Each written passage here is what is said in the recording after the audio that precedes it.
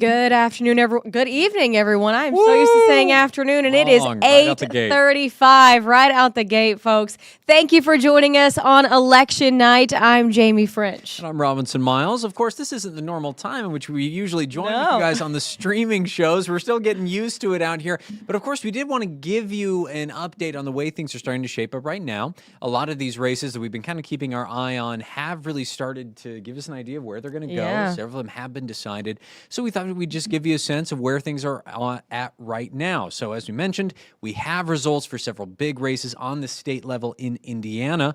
One of them is actually being watched on the national level. Now, the race for a seat in Congress in House District 8. Democrats faced off in today's primary. Yeah, Mary Allen, Mario Foradori, Christopher Rector, Tabitha Ziegler, all vying for a spot on the November ballot.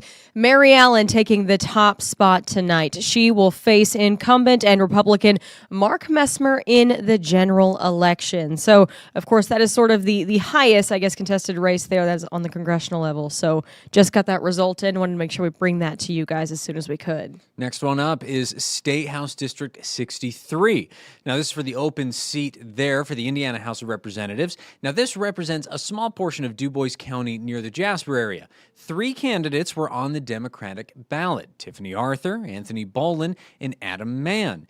Tiffany Arthur came out with the most votes. Meanwhile, 2 candidates were on the Republican ballot: Amy Kippenbrock and Richard Moss.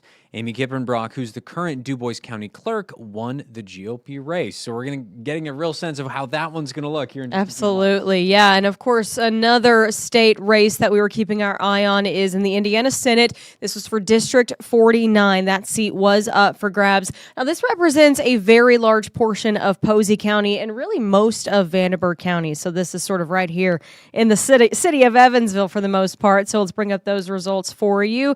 Republican Brandy Durham Pugh faced off against incumbent Republican Jim Tomes.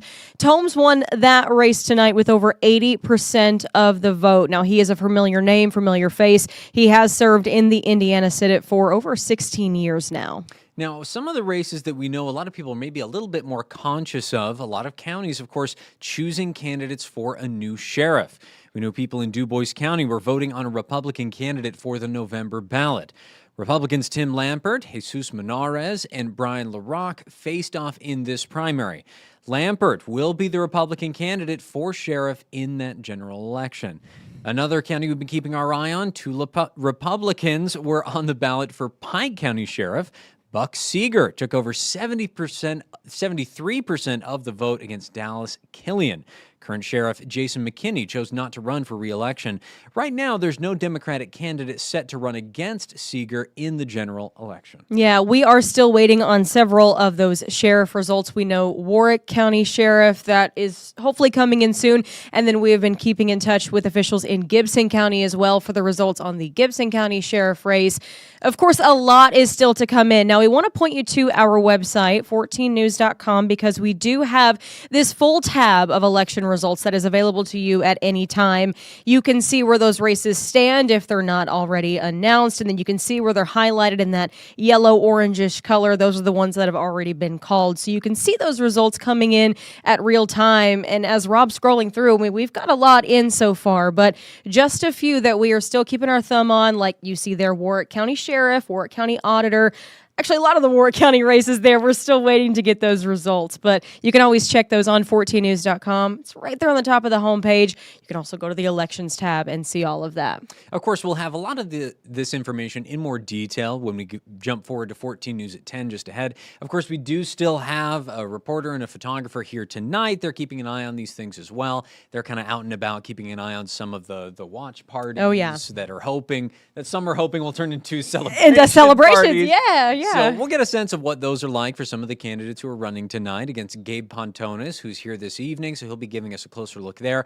Again, referring back to the website, if you want things in a little more detail, we ripped through these really fast. Yeah. So if you want to get a better sense of all the different smaller elections that took place, as well as some of the more specific numbers and figures, that's going to be where you're going to want to go. Absolutely. And it's only 8:40, so if you stick around on our streaming platforms, then you'll get to see Jeff in about 20 minutes. He's going to come on with some weather. we do have a rainy day tomorrow. So we do want to thank you for joining us for this quick election night update. Like Rob said, we'll have more coming up in just about over an hour at 10 o'clock. Have a great night. Have a good night.